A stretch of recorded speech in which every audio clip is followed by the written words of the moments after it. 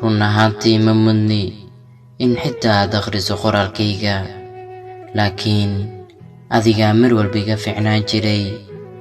Waxaan maanta ka qoomameynayaa sidaan kuu dhaawacay. Ma hayo erayaan kuugu cudur daarto, waayo waxa aad iila weyn dembigaan adiga kaa galay ee aan xambaarsanahay. Laakiin waxaan ku leeyahay iga cafi, igana raali noqo.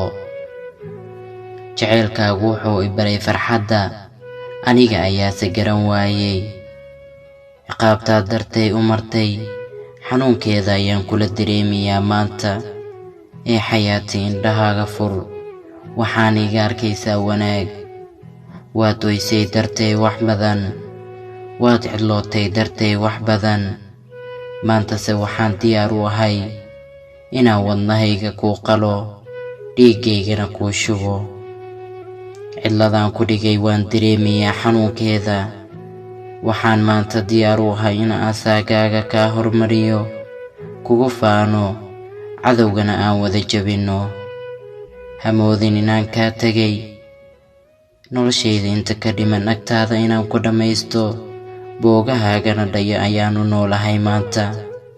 Waan ogahay in wadnahaaga dhiig ka qubtay, taas ciqaabteeda ayaan maanta qorraxda isugu qalay.